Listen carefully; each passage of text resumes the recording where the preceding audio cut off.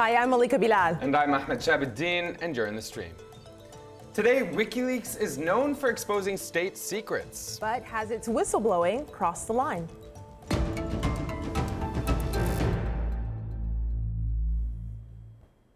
WikiLeaks has published thousands of private emails from the U.S. Democratic Party. They give an unprecedented look at Washington power politics, cozy ties between government officials and journalists, a Wall Street role in big decisions, and a large gap between what presidential candidate Hillary Clinton says in public to potential voters and in private to wealthy donors. The leaks have had an impact. Top Democratic officials resigned after it was revealed they favored Clinton over primary rival Bernie Sanders. But WikiLeaks' ethics are under question. By dumping the emails without redaction, they exposed the private information of hundreds of people, something they've done before. And these emails weren't leaked, they were stolen. Hackers infiltrated the Democratic National Committee and the private account of John Podesta, the former White House chief of staff and now chairman of Clinton's campaign. I've been contacted by the FBI. They are investigating the matter. It is a criminal breach under our federal statutes to hack into my private email account. Now, WikiLeaks won't name its source, but the U.S. government claims Russia directed at least the first set of hacks to influence the upcoming election. That's put WikiLeaks at center stage of this year's unusual presidential race. This has come from the highest levels of the Russian government, clearly from Putin himself, in an effort, as 17 of our intelligence agencies have confirmed, to influence our election. This just came out. WikiLeaks, I love WikiLeaks. So these leaks raise questions about privacy versus transparency and about whether WikiLeaks has gone from whistleblower to weapon. Joining us to dig into these issues, Alex Howard, a senior analyst at the Sunlight Foundation, Ben Norton, politics reporter for Salon, and Malcolm Nance, former U.S. intelligence officer and author of The Plot to Hack America: How Putin's Cyber Spies and WikiLeaks Tried to Steal the 2016 Election. I'm going to start right with you, Malcolm. You know, there are all these questions being thrown around. How has WikiLeaks changed so much? Is Julian Assange, working for Putin? But are we asking the right questions? I mean, a simple question to you. Do you think all this criticism is warranted? Well, I think it's absolutely warranted. Many have said that this information, even if you wanted to daylight this information, none of this is whistleblowing. What's happened here is that Russian intelligence, and this has been verified not just by the United States, but by some of the top cybersecurity organizations in the world who track down these entities that actually hack the DNC and other parts of the U.S. government. They stole this information and passed that information on to WikiLeaks. And Julian Assange has made it pretty clear that he has a visceral hatred for Hillary Clinton and that he leaked this data in order to damage her. So stolen info. Alex, do you think that this is the point, and because of that stolen information that's then released, is that the tipping point? Has WikiLeaks gone too far?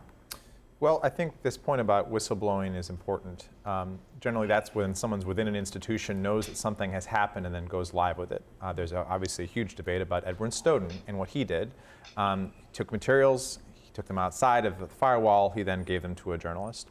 You could look at Daniel Ellsberg at the Pentagon Papers, a very famous moment of whistleblowing where he was aware of a RAND study, took it outside, you could say he stole it, and then was a whistleblower. And I think there's many other examples of that where individuals, because of the courage of their convictions, come forward with evidence of fraud, corruption, criminality, something like that. For the purposes of, I think, hosting that speech, though, hosting those materials, then it's up to a journalist, and in this case, the public, which is the unusual situation, to decide upon whether those materials are in the public interest to report on. In this case, there's no gatekeeper at all. They're flowing directly from someone's private account onto the internet, and then we're all being kind of faced with a contextless presentation of them. Is that going too far? I think where there are parts of those materials which fail a public interest balancing test, which demonstrably harm people's privacy, put them at risk, without having some kind of commensurate public benefit where the public is informed by them, then that is going too far. You know, it's interesting. So many different opinions on this. People want to come and support WikiLeaks, but at the same time, we'll get you in here, Ben. We have Brian McNeil on Twitter saying, timing definitely matters, but it's not the media's job to determine when important information is released, because that's making, and then he goes on to say, them into kingmakers, which I'd argue is extremely anti-democratic as well as legally cloudy. Ben, so many different arguments. What role should the media have? Is this different? Is WikiLeaks different now that they're not working closely with the media? What are your thoughts? Well, I think in many ways it is kind of the wrong question. WikiLeaks says that it will take information from any sources and it leaves those sources anonymous. And in this case, I mean, I don't see how this would be any different than someone potentially working within the Clinton campaign leaking these emails, or someone, you know, with ties to Podesta or et cetera. I mean, whistleblowing in general is what a large percent of investigative reporting is based on. It's, you know, you have sources working within certain institutions. You know, there are allegations, of course, that these were hacked emails, but I even think when it comes to these allegations, we should maintain a degree of intense skepticism. Clearly, the U.S. government has a political interest in blaming Russia for any of its internal domestic woes. You know, tensions right now between the U.S. and Russia are really ramping up. The U.S., in fact, this week, the U.S., UK, and NATO forces announced that they're sending even more troops to Eastern Europe on Russia's border. There are already thousands there. And of course, in Syria, the U.S. and particularly Hillary Clinton are considering, you know, more aggressive action against the Syrian government, which is backed by Russia, which could lead to a war. So, I mean, I think in many ways we are asking the wrong questions. This is part of a larger political constellation, and WikiLeaks is one actor. Right. And I think there isn't nearly enough solid evidence to blame WikiLeaks, you know, especially for being a supposed stooge of Russia. You know, there's no evidence of this. WikiLeaks has in fact been critical of Russia in the past. They've published more than 650,000 documents on the Russian government and Putin. But they've also published more than 2 million documents on the Syrian government. Ben, just very quickly, my thought as you were saying that is, you know, there have been, you know, articles published by Russia Today, or RT, I should say, rather, before WikiLeaks. There have been Well, that's also misleading. I mean, so what people will point out is that, you know, every morning WikiLeaks publishes a tweet saying that they have a new cache of documents that were released, of emails that were released. But when they publish the tweet, that doesn't mean that that's when those emails were published to the website. Those emails were published to the website before, right. And then later WikiLeaks puts the tweet up. So I want to pick up on that because there is this article that came out in the International Business Times where Julian Assange gave an interview talking about these recent leaks. You can see the headline here. In the article, he's quoted as saying, "We're not going to start censoring our publications because there is a U.S. election. Our role is to publish. Clinton has been in government, so we have much more to publish on Clinton." So that said, we did reach out to WikiLeaks to join today's conversation. They declined our request, but they did send us several statements to questions that we asked. And this is one in particular on the point of a public official who was using private email, and that's what got leaked. So this is their statement on public officials and privacy. The right to privacy of public officials is subject to the needs of a democratic society. Democracy doesn't function if people don't know who they're electing and what they stand for. Malcolm, talk to us about, in your view, the ethics on this. John Podesta, of course, being a public figure, but using a Gmail account, private reasons, is that okay? Well, I think, no, it's not okay, because right now, today, it's John Podesta or, you know, or someone else inside the administration going through their private email. So if that's the case, then Julian Assange and WikiLeaks should have no problem. Wait, so you said something. So Malcolm, you said the administration, and Alex said something. Couldn't quite hear you. Go ahead, Alex. Mr. Podesta is not in the administration. Mr. Podesta is not a public official. He's not subject to FOIA. If we are going to say the standard is that campaign officials and political parties should be subject to the Freedom of Information Act, and their emails should be on official state accounts, right? Then we can have that conversation. Let's do that in Congress. Correct. Let's have that before the American people. But let's not act like political officials using their private email to talk to people during the campaigns are subject to transparency mandates. That's not the case. And enforced transparency through hacking is not something that we've discussed as a polity, as a representative democracy. If we're going to do that, if we're going to apply transparency standards to that, let's have that conversation. But The democratic needs that Mr. Assange and WikiLeaks just referred to are something that they are twisting to say that they want those needs to be enforced upon the political party, to affect the political party, to affect an electoral outcome. So Malcolm, let's let Malcolm respond. Yeah, Alex is absolutely right. And I'm glad you answered the question for me, because we are talking about people who are not government officials. Just because they're in a political campaign does not make, and they might be in a future administration or were in an administration in the past, does not give you that right. Because if we had that exact same standard in the media today and had that exact same standard, then 10 years ago when we found out about National Security Agency programs, which may or may not have monitored American citizens or other citizens, and their private communications would not have been the debate. Because even as we stand here today, okay, we understand that every one of us has a right to privacy. Mm-hmm. And we fight for that. Even in the intelligence community, we don't actually go around monitoring everyone because we don't, A, have a time, and B, we don't need it. So for Julian Assange to change the requirement to say that people whom he may feel that he can get access to information on and release it just because he has it means that he's just sunlighting everything. As you actually said, Alex, I believe the phrase was weaponization of transparency. And by doing that, what they've done is they've re-engineered the standard that everyone is going to be judged at in the future. It's interesting. As you were saying that, I couldn't help but, wonder about this notion of people within the intelligence community also wanting perhaps to protect their privacy. But with that in mind, we have a lot of people trying to decipher and distill what would allow or warrant for hacking and what wouldn't. Just to show you what we're talking about, Jeremy A. here saying, as for the DNC leak and Podesta specifically, yes, I believe some of them should have been leaked and are right to have been leaked. Others should not. So transparency, obviously it's vague as to which should be and shouldn't be, but I do want to kind of get your take on this, Ben. Mark sent us a video question kind of looking at WikiLeaks in general, this kind of evolution that people have been referring to. Take a look at this. This came from Mark. WikiLeaks rose to prominence based upon two basic ideas. First, that it would serve as a neutral conduit of raw information that would be reasonably curated and lightly redacted. And second, that it would assume a moral high ground in exposing power and corruption. The problem of the current releases goes to the suspicions about their source, about the context in which they've been released, and about the strategic timing of their release. And they suggest ultimately that WikiLeaks is no longer capable of claiming to be neutral or claiming to have a moral high ground, that in fact it is a political actor, and a political actor with a personal grudge against Hillary Clinton. Ben, are they a political actor? Are they not? Is it that WikiLeaks has changed, or is it just that the world around WikiLeaks has changed? What do you make of his comment there? I think it's both, but I think it's more the latter. And WikiLeaks itself has stressed throughout this process that it is still a neutral organization. It does not take a political stance. And for those who think that it does, I would recommend watching an interview Julian Assange did in July with Democracy Now!, in which Assange, the founder of WikiLeaks, said that choosing between Clinton and Trump is like choosing between cholera and gonorrhea.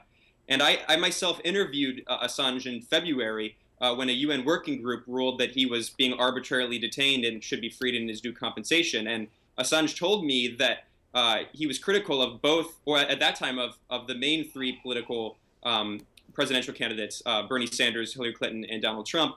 And he spoke in particular about Clinton's hawkishness. And WikiLeaks as an organization, he said, is interested in foreign policy, international affairs, and war. It's not that it's taking a particular political stance. It's that, as WikiLeaks said in your statement, WikiLeaks has more access to information because Hillary Clinton has been around in politics for many years, and it's interested in issues that she is focusing on, namely war, namely foreign policy, national security. And I also think it's very misleading to say that WikiLeaks is somehow pro-Trump.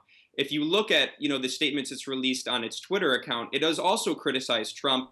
As I said, WikiLeaks has published 650,000 documents on the Russian government and Putin, many of which are critical. And in its books, the WikiLeaks files, which actually this program showed a photo of earlier that Assange was holding, this is the book WikiLeaks edited. that book has an entire chapter on Russia, which deals with the corruption in the Russian government, Russian oligarchs, etc. And it's a point that Assange has made in other interviews. Ben, I hear your point. It's a point Assange has made in other interviews. He also was part of this show in 2013. We had him on, and it's unfortunate that he or someone from WikiLeaks couldn't join us for today's discussion. I do want to refer us to this statement because one of the points that you raised off of the tweet that you raised, Ahmed, on has WikiLeaks changed? I think that's a topic of conversation for a lot of people online. So this is what they say to accusations of recklessness, because a lot of people are saying, when they came out in 2010, they were doing things like exposing U.S. military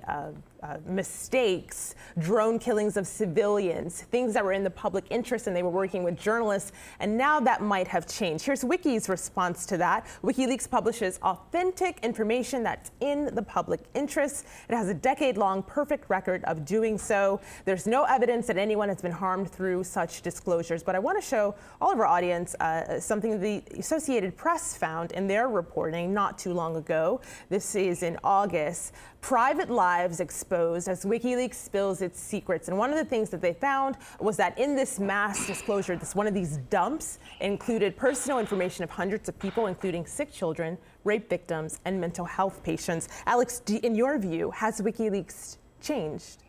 Well, you compared something important, where they were 10 years ago, where they were during Cablegate 2011, and how they worked. In terms of collaborating with journalists and collaborating with people within the organization who have since departed years and years ago, who were willing to redact, who were willing to lightly curate, who were willing to make sure that while the integrity of the records in question was addressed, that aspects of them didn't go online.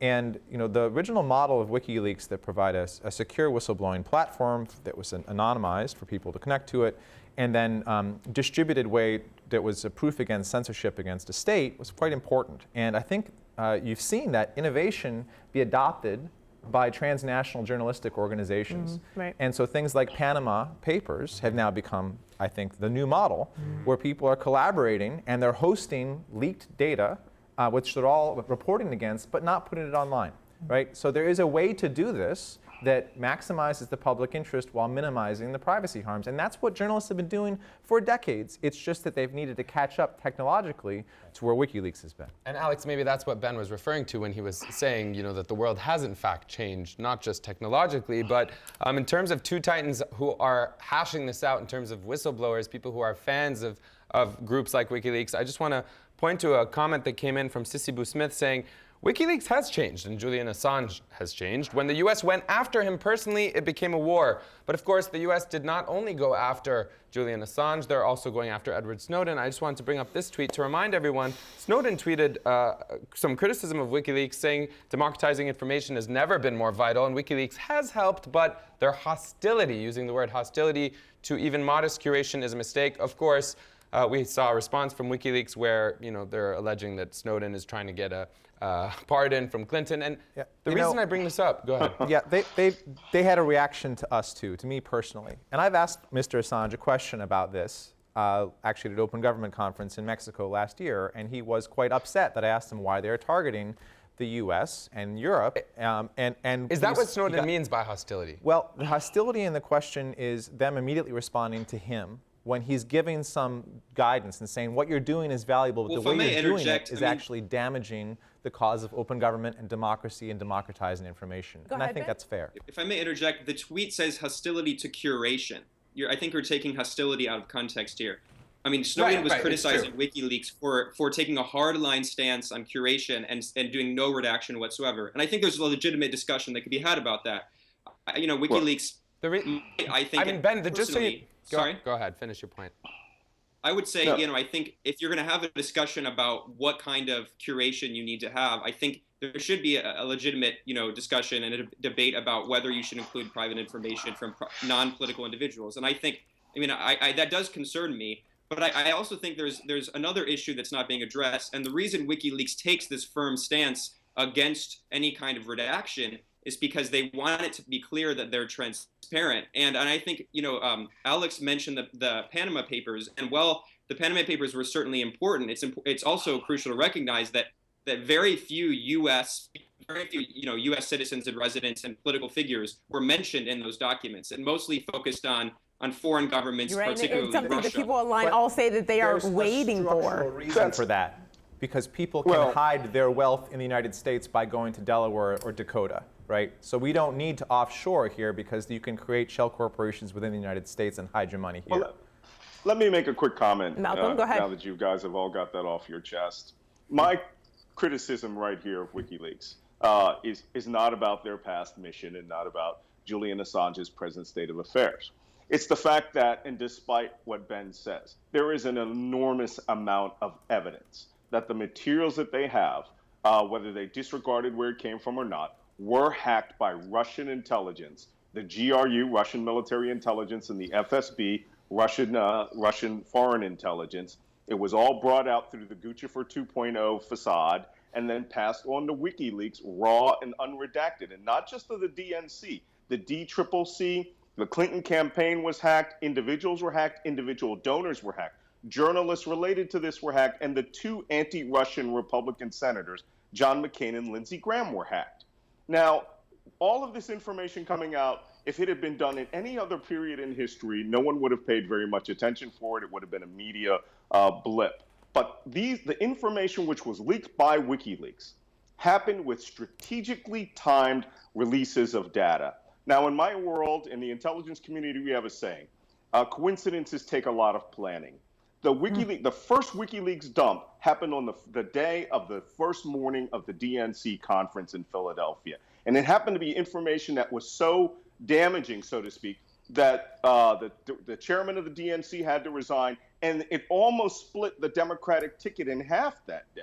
So I'm just going to pause you there because I hear your point there. I love that. I had to write it down. Coincidences take a lot of planning in your line of work. I want to mention that WikiLeaks, of course, some members of them are watching today's show, just tweeted this in. So the title of our show was, Has WikiLeaks Gone Too Far? They tweeted in, corrected. How much further does WikiLeaks need to go? And number two, why are most journalists stay-at-home pets? A little dig there at us, I believe. Well, you know, but I want to pivot just a little bit. I want to pivot just a little bit because I want to get another community comment on the back of that. Moving forward, how do we move on from this, really? Here's one suggestion. This is John. This is what he thinks. In security, if you cannot protect the data, you shouldn't be storing it. And if you are storing the data, you darn well better be protecting it. The DNC lost its secrets through its own negligence, and that's really the thing that we need to take away from this. So Alex is nodding his head. Malcolm, I know you wanted to jump in. Alex, do you want to go first? Sure. You know, what he's saying there about the DNC is important, and I think it's relevant to all of the newsrooms, all the journalists listening, anyone else who is going to be reporting on the election.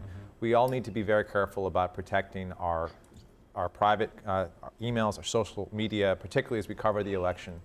The challenge that the DNC and the DCC and the rest of the groups that were targeted here is that they faced a state-level actor. It's one thing to have a garden variety group that are trying to get into your emails. If you have Russian intelligence or the US intelligence that is trying to crack your servers, they're going to be able to do it. That's the reality. What's new in this election versus past ones is now they're willing to actually put that information online. So there's every reason to believe that national states have been sniffing around our electoral machinery, around our parties for many, many years. The difference this year is they're putting it online, and they're putting it onto a website which is resilient against being taken down, and that has a reputation for putting documents up with integrity. So that verifies the authenticity of it in the world's eyes. And they're doing it in such a way that has an effect upon the electoral outcome. That's novel. And that's something we have to deal with as a society. All right, so that is where I'm going to pause our conversation. I know, Ben and Malcolm, I know you want to get in, and our community does too. Yes, there is room for that. It is in our online post show, stream.aljazeera.com. WikiLeaks can join us there as well. We'll see you.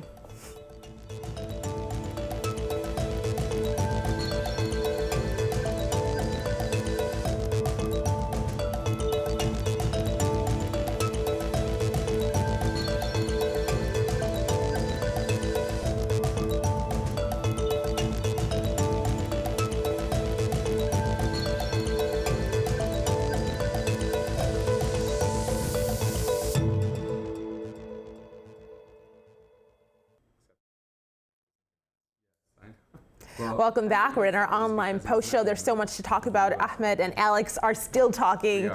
So let's get right back to that conversation. Before we ended it and had to pause everyone, both Ben and Malcolm wanted to jump in. Sure. Malcolm, go ahead. Yeah, listen, for all the talk that we're having about the media world, you have to understand something. And Alex made an excellent point earlier about how a foreign intelligence agency, the GRU and the FSB, have weaponized a group which had good legitimacy up until this point.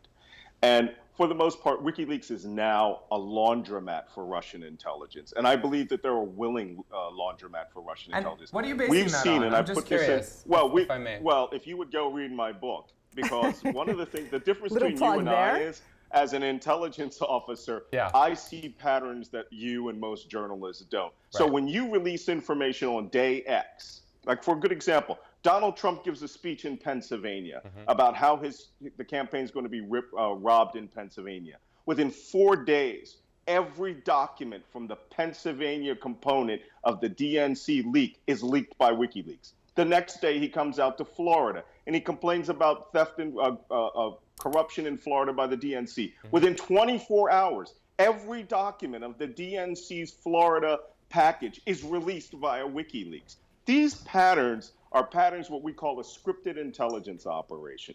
WikiLeaks is being fed by an agency that wants to see Donald Trump in office, who espouses every word that the Kremlin has ever wanted. With all due respect, Malcolm, you're painting a very, I'm just curious now, it's just my personal curiosity, sorry. Sure. But when you say that, is that deductive reasoning? Is that empirical? Like, because you're saying that yes, there's a it's empirical.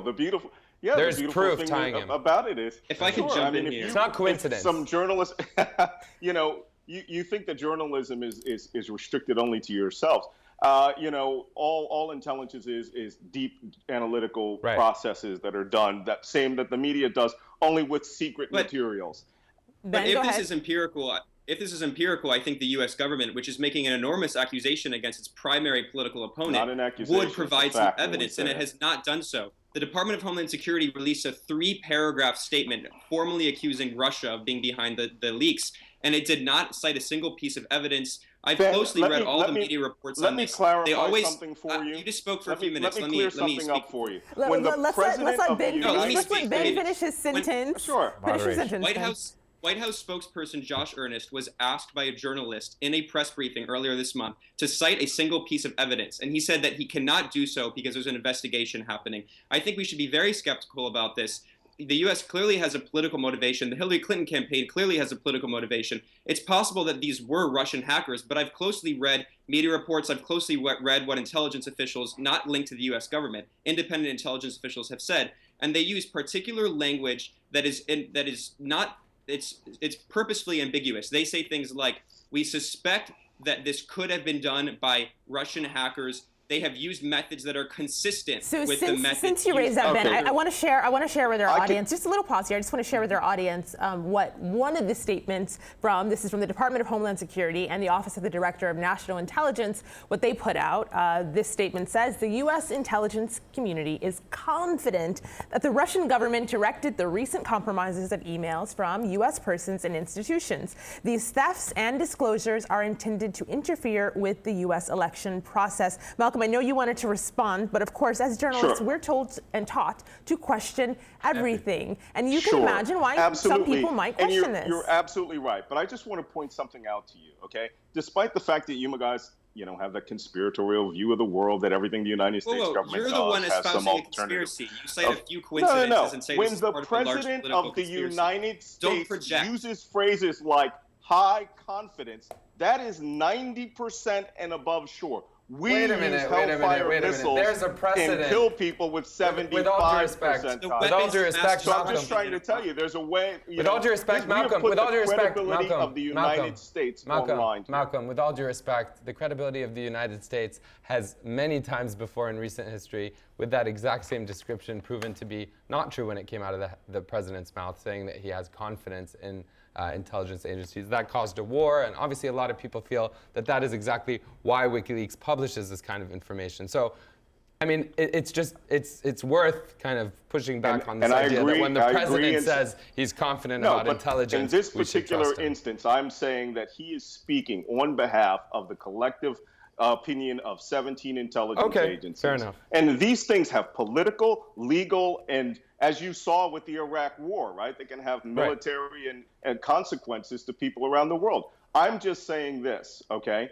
That that information is not restricted strictly to the, to the president of the United States. Right. Okay. The first indications we had that these entities had been active came from CrowdStrike, a cybersecurity company, and Mandiant, another cybersecurity company. These activities had been seen before. The hacking of 3 power plants in Russia, in Georgia, the Ukraine, where they took them down, led back to Russian intelligence. The hacking of the German led back to Russian intelligence. The hacking of look whose connection is cutting off. Yeah. It might be a coincidence, but as we heard Malcolm say earlier, it was the Russians. Coincidences take a lot of planning. Never ascribed that malice can be explained by technical so you heard back and forth. Yeah, Clearly, really, a lot of heated discussion on this. Oh, Malcolm is back with us. We heard your point there. I want to pause this just a little bit because the voice we haven't heard in a bit is Alex's. Alex, we're running out of time here, but enough time to answer this question. WikiLeaks has said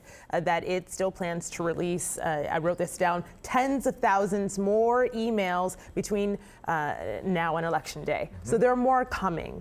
What do you expect the outcome of those leaks will be? And could they actually, in the end, change the results of the election? Let's see. There's 2 different questions there. One is highly dependent upon what actually has been exfiltrated and from where. So if we're talking about the political parties, obviously there's a lot of internal communication. Another could be, again, private emails from Mr. Podesta, could be from the Clinton Foundation itself or other associated entities, or it could be from even inside of the government and their communications with the parties or different people. Will it change the election? Well, we'll see. I think at least one estimate by the AP, Associated Press today, said that 40% of the electorate, 46 million people, may have voted already by Election Day.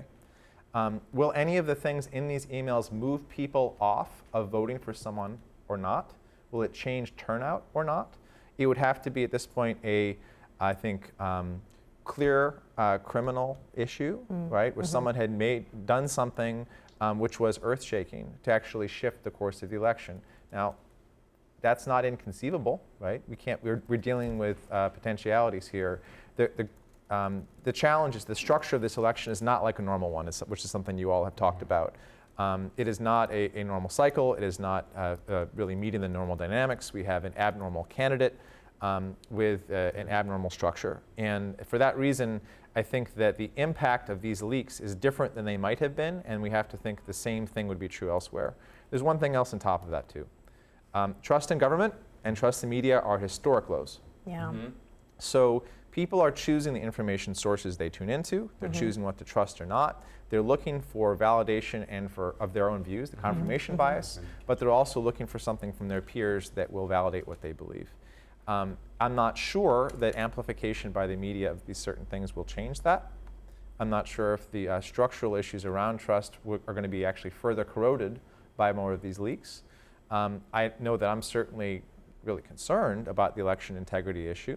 And hope that all of the states and the state officials who are listening or actually caring about this issue stand up and talk about resilience and make sure that they have backup systems so that if things go down on Election Day, they'll be all right. A backup system. All right, you heard it here. And if your views were validated, as Alex said, or if we've managed to change your mind, let us know. You can tweet us with #AJStream. That's all the time we have. I'm going to have to thank our guests for joining us today, Alex Howard, Ben Norton, and Malcolm Nance, and say goodbye. Thank you. This was a riveting conversation. So much to look forward to. Ahmed, I'll give you the last word. Well, yes, and the last word is a quick toss-up to our community. Ben, I just want to point out, Bernardo's a fan saying he's with you on this debate because he believes a better informed public is inherently a good thing. And we also have this last tweet from Ratch saying if Assange really believed in complete transparency, his emails should be freely available for us all to peruse as well. I feel like that would be fun. We'd learn about like cholera and things. Both sides there. Well, this conversation will continue online. #AJStream. We'll see you there.